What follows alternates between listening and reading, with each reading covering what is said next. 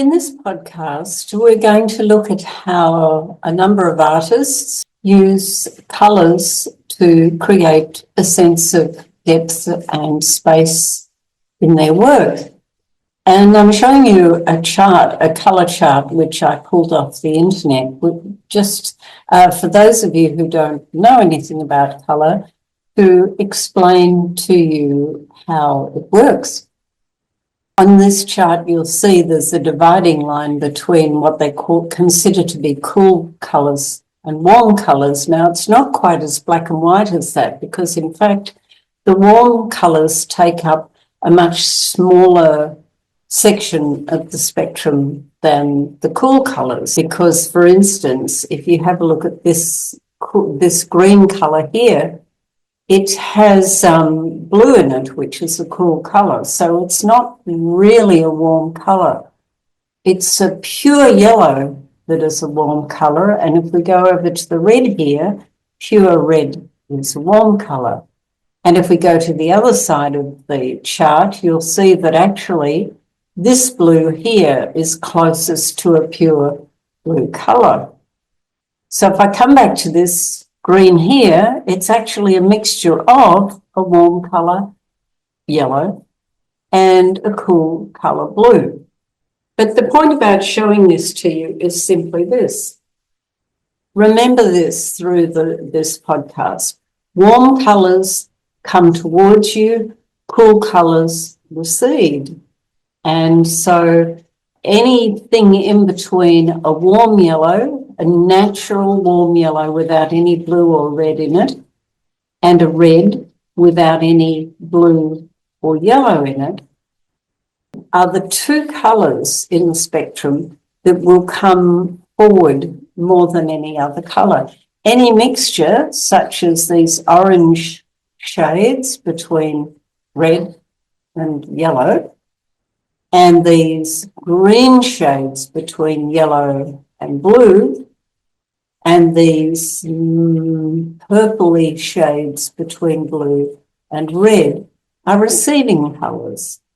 So let's have a look at how that applies in actual paintings. Now, if we have a look at the colour spectrum, you can see that the wavelengths of the infrared light take up far less as a shorter bandwidth than the yellow and the blue. The blue wavelengths are over a larger area. So when we look at images, the colour red tends to stand out. The eye tends to be drawn to the colour red, whereas we tend not to notice the colour blue. What we can say about the colours yellow and blue, however, is that they define the tone, they define the warmth or the coolness of a painting. So if you have a cool light shining on an area, you'll find the shadows tend to be made up of a mixture of yellow and red. In other words, you tend to have a slightly burnt shadow. If we have a warm yellow light, then the shadows tend to be a combination of the red and the blue spectrum, which of course gives you a purple colour. So let's have a look at how that affects the way artists use these colours. And we're going to start with an image, The Haywain, by John Constable. He was an English artist. He lived from 1776 to 1837. And as I said, warm colours tend to come towards you, and not quite in the middle of the painting, but at the end of on the horizon, you'll see this bright yellow colour he's placed. Now, if yellow tends to come towards you, you might ask, why then doesn't it do that? Why does it recede into the distance? And the answer lies in the colours used in this lower, shall we say, left-hand 1/3 of the painting. We have a mixture of reddish shadow colours, which are quite warm and therefore would imply a fairly cool light. In other words, it doesn't feel like a warm day. It's sunny, but the whole painting feels quite cool. There's one little area of red here. The bullocks, I think they're bullocks. It's not clear on my screen, but you can see that there's this red colour of the upholstery on the animals. That red tends to attract our attention. It tends to bring the animals forward. And behind this cart, you can see the water is it's a green, but it's a very, very cool green. And also over here, there's all this coolness behind that red, which tends to push it forward. And then if we go over to the lower left-hand corner, we just have a little dapple. It's not yellow light, but you can see that the sun is shining on these warm red colours, which tends to bring them forward. So we already have this area here tends to be closest to the viewer. And then we have the red bullocks, and then we have this cool green water. And then behind it, the yellow area. It's a cool yellow. A pure yellow is warm, but you can see it actually has a slightly bluish tinge, which does give it a bit of coolness and push it back.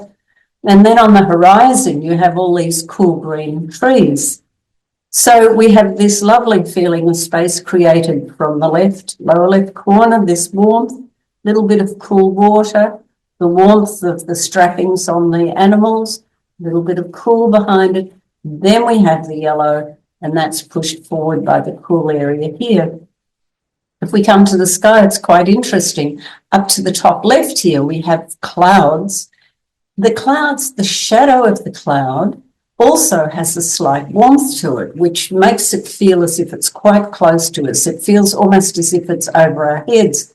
Whereas if we go across to the right, the same thing is happening. We have this warm blue sky, and as the sky comes down to the far distance, we can see there's a sort of coolness. It's a cooler blue, which tends to push the sky in the distance further away. It's almost as if we're looking into a stage set where the edges of the painting, the warm sky, the warm house, the warm foreground tend to frame the image which goes back into the far distance. Now, in this painting by Joaquin Sorolla, who lived from 1863 to 1923, we again see this there's a warmth here in the bullock at the front. This is called Return from the Fishing, by the way. This warmth in the front of the painting. And if you come over to the man on the left, you can see there's a little bit of warmth in the plank he's holding. There's a bit of warmth in his trousers. But it's in shadow, so it is quite cool. We have a reddish bluey colour, so it tends to suggest the sky, or the light of the sky, might be quite cool. It's a sunny day, but there's a coolness about the light. Here in the water at the front, we again have that same cool green that we saw in John Constable's painting. So this area here at the front of the painting is in shadow. Now, if you use cool dark colours at the front of the painting, they tend to push the image back from the frame. So if you imagine the frame is down here at the bottom, then we have a sense that we're looking into the painting because of this coolness here, which is taking our eye away from the edge of the painting. Then it stops at the redness of the red colour in the bullocks. And you know, there's another animal to the right, but this animal doesn't have any really much warmth on it. It's a black and white animal. The white is in shade, so it looks quite grey. You almost don't notice it's there. The eye is drawn to the red in the front bullock.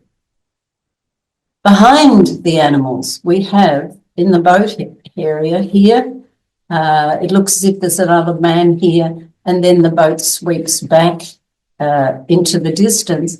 We have this dark shadow area, quite cool, and therefore again pushing the bullet forward. So it's being pushed forward from this cool area and backwards from this cool area. And then we come to the sail. Isn't that a magnificent sail? And look at the light on the sail. It's quite a bright yellow. You can almost feel the depths of the fabric, because if it was thin, you would imagine that the light wouldn't be this warm yellow. It wouldn't be absorbing the blue light and leaving just the yellow with a tinge of red. It would actually be quite a light white shadow, but it's not. And that's what gives the sail a feeling of substance. Almost on a level with that, we have a man to the left, also with warmth. You can see this yellow, little bits of yellow in his shirt, the top of his hat, and the clay pot here, or the fishing, looks like a fishing net. These warm colours hold the sail in the middle of the picture. It doesn't recede, it comes forward. You can feel it billowing forward because of this lovely yellow here, and here the cool blue. So the cool's receding, so the sail is going backwards out of the picture. The front area is coming towards you. So you get the feeling that the sail is floating away from you into the distance. And then if we look behind the main figures, we can see again this pale, cool blue area of the water. A couple of sails there just to give you a sense of the horizon. And then we come up, and again, up to the top, we see this lovely warm, almost warm blue sky. It's hard to tell in a photograph. It might be much bluer in the original painting. And as we come down, it becomes slightly cooler, but also whiter. So it's obvious that this area here is very misty or cloudy. So we don't have that sense of a far distant horizon. The horizon comes towards us a little bit. And then he's put this little bit to the right here. He's put a little bit of shadow in the waves, and it's a slightly green shadow. So it has, the light is shining into it, but it also completes this area here from the boat to the left, right across through the bullocks and up to this corner. So it's helping to hold this whole area into the middle of the picture. Here's another painting by Sorolla. Again, a nautical theme. This is called Mending the Sails. The first thing to notice is that the sense of distance is partly created just by his choice of form. He has a line on the left-hand side receding all the way into the background, taking your eye back to the buildings outside this area. And again, to the bottom right, we take a line backwards. So we do have those two receding lines, which give it a sense of depth without even worrying about the colour. But let's look at the colour.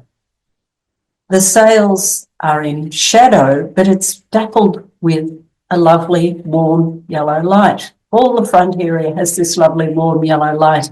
And yet again, at the bottom of the painting, he has this, almost the whole area in shadow. And what does that do? It pushes the image away from the frame. So you feel as if you're looking into it, as with John Constable's painting, you feel as if you're looking into a stage set. And these warm colours around the perimeters of the painting push everything else backwards. Then at about mid-distance, we have this lovely gentle pink in the woman's blouse. Now, it's not red, but it is pink, which is a shaded down red, just a tinge of blue in it to give it that beautiful mauvey colour, and the flowers in the bush next to it. This warmth pulls the figure of the woman forwards from all this cool area up into the top left. See how this warmth pushes that back or pulls the figure forward. And on the opposite side, we have this gentleman with a red cummerbund, and as I said, red tends to attract the eye. So if we come back to the lower edge of the frame, our eye goes straight up. That's the first thing we tend to notice is the red cummerbund of this person, but nothing to do with light and colour. Because we have this lovely arch shape, the eye stays within this whole area, even though it's initially drawn to the red. And again, we have a cool area up to the right of the frame.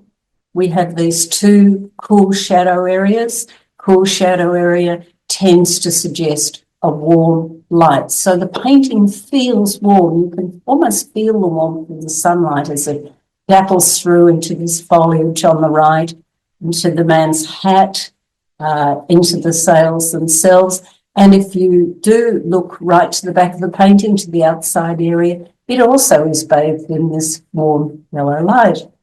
But it's the cool colours that give the form, the pillars here to the right, the shadow area here, the green trees to the left.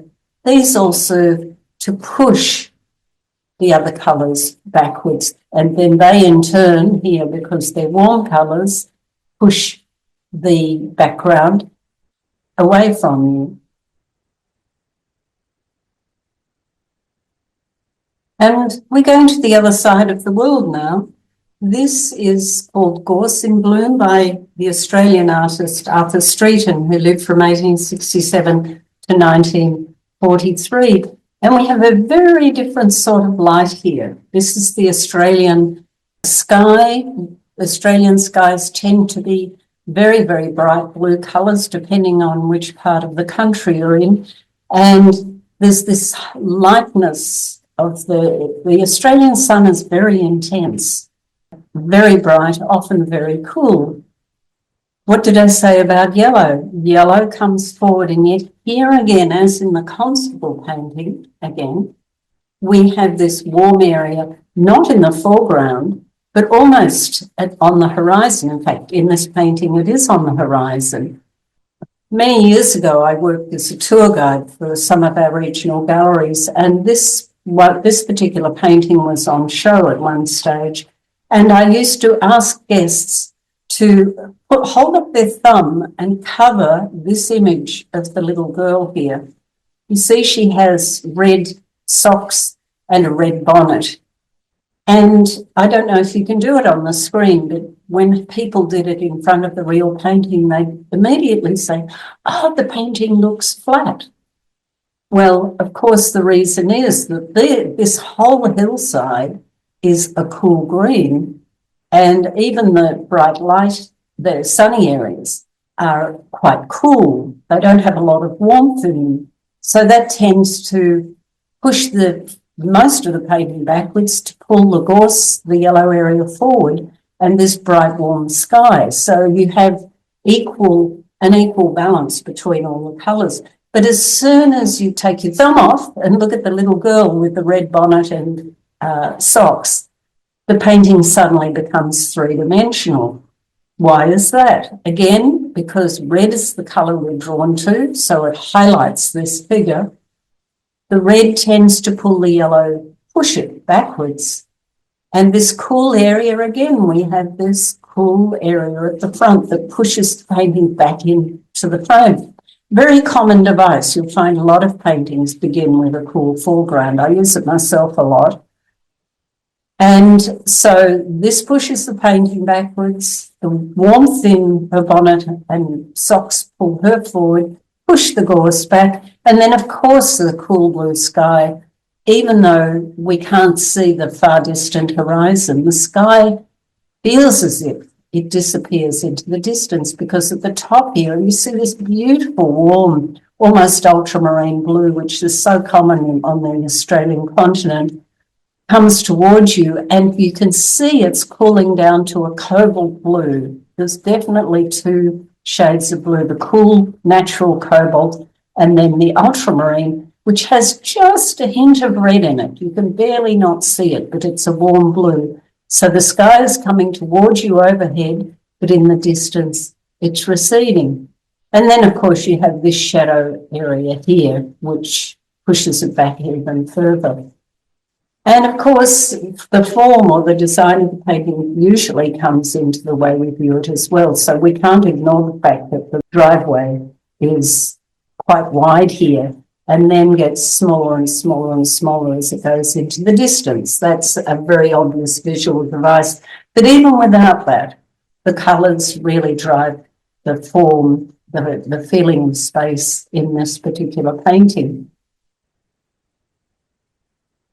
So now we come back to the Northern Hemisphere, but this isn't Europe, this is America. This is an American artist named Jeanne Dobie.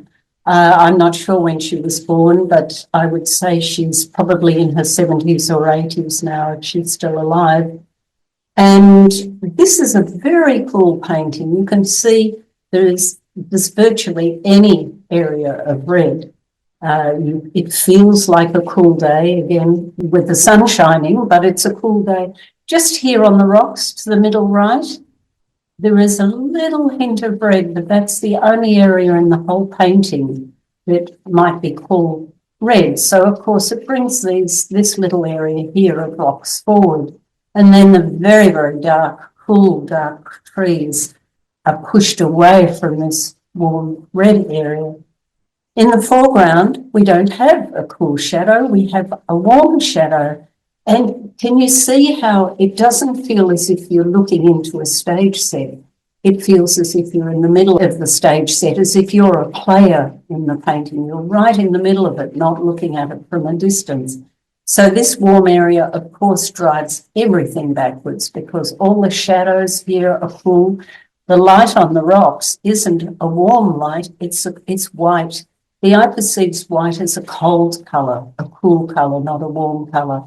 It needs to have a hint of yellow in to feel warm. And then obviously the sea in the background is blue and therefore receding. It's an intense blue. And because of the intensity and the fact that it's a warm blue, it brings the ocean right forward. You feel as if you could almost jump into it. It's so close. And then as it goes off to the horizon, it cools down to a more cobalt blue. In the distant horizon, we have a very clear horizon here. So the sky is warm, which suggests a kind of haziness. It's not a far distant sky. It actually feels quite close. And the whole painting doesn't have quite the same depth of space as the works of the other artists. Her paintings are very intense. She absolutely loves colour. Not everybody's taste, but she wrote a book called Making Colour Sing, and she's a master at colour mixing. And that book was my Bible when I was learning to paint watercolour many years ago.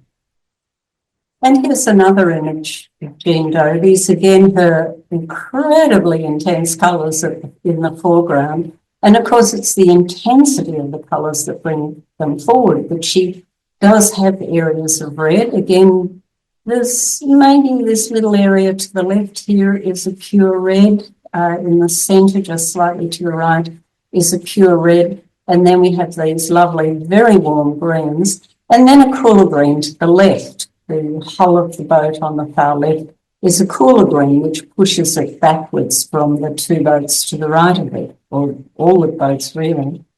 What's interesting about this painting is the mountains behind it, the snow-covered mountains. Look at the white here. It's almost a pure white. And what did I say about white? It's a cool colour. There's also blues, all these cool colours. And so it feels cool. It feels like snow. But she's put a little bit of warmth in it. Notice towards the front on the right side of the mountain, in the centre and on the left, there are these hints of warmth as though the sun is actually shining through the snow and you can see it reflected in the snow. This little bit of warmth, this arch, reversed arch here, tends to push the whole shape backwards. But then here we have this deep shadow area where there's a deep rift between, or a deep cavern really, in the mountain. And it's a deep, cool area, and you can see it pushes it back. it's almost blatantly obvious, you might say. But with watercolour, of course, it's impossible to get the same degree of accuracy and perfection that you get in oil colours. So this almost looks too intense, and that's just one of the anomalies of working in watercolour, which is why watercolour is so fascinating, because it's very hard to control and it can do amazing things if you give it the space to do so. But I think this is a beautiful painting. I know the colours are intense. It's not everybody's cup of tea, but it very much appeals to me. Now, there are hundreds of thousands, if not millions, of wonderful paintings out there in the world to show you. I can only choose a few. So this is one of my own paintings. And because I've painted it myself, I can tell you exactly what my intentions were. This is Apollo Bay in Victoria, Australia. And it's just one of the many rock groins that they put out into the water to protect swimmers and boats alike. In this, you can see that the light, where the light is shining on the rocks, it's a warm day. And I've deliberately shown the shadows coming from the top left. You can see on the sand here, there's a shadow from the rocks on the right-hand side of the painting. And you notice the shadow is tending towards a mauvey colour, which is what you would expect when the light is yellow. Now, of course, it's not just the rocks are obviously not white rocks, which is why the shadows aren't pure yellow. They're quite dark. If you look in the background, you can see they're quite reddish. But where the sun shines on them, they take on a yellowish hue. And you can see I've used that typical device down the lower right-hand side. You notice the rocks there are a totally different colour. They're cool, and behind them we have this cool purple shadow. And then to the left, just a little bit of grass just to help give some depth to the painting and some interest, because otherwise it's just rocks. So this little bit of grass, again with the yellow light shining on it, is just there to break ordinariness of having a whole lot of rocks. It's just to break the painting up, but it does create a bit of depth.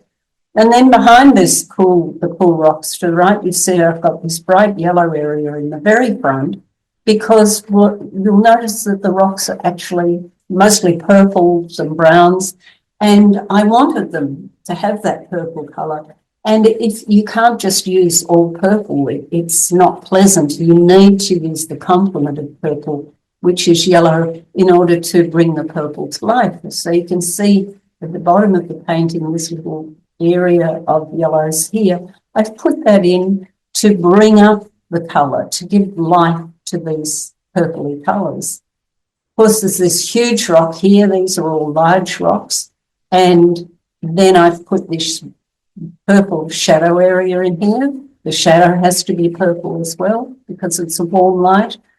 And that serves to push the rest of the rocks backwards. Otherwise, if that weren't there, this whole area here would look very flat if there weren't the shadow in there.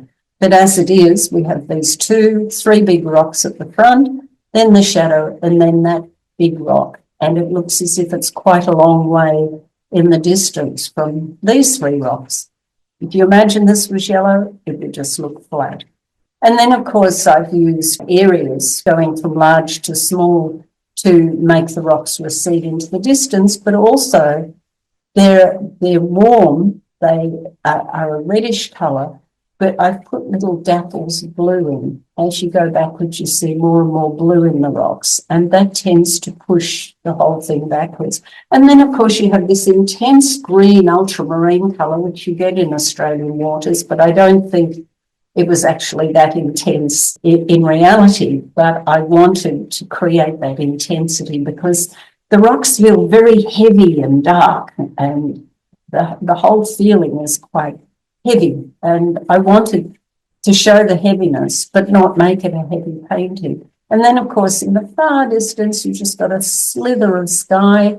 Obviously, I've done that so you feel as if you're looking into the distance. If I hadn't put the skyline, you wouldn't have had the same sense of distance. And when you look across water on a clear day, can you see I've got this strip of quite dark blue along the horizon. When you look at the horizon, when you're standing on the beach, you'll see that indeed the water does look a darker colour just on the horizon line, which is what I've done here. And I'm going to share with you another one of my paintings. This is also called Against the Waves, but this is in Rome in South Australia, and it's a famous landmark.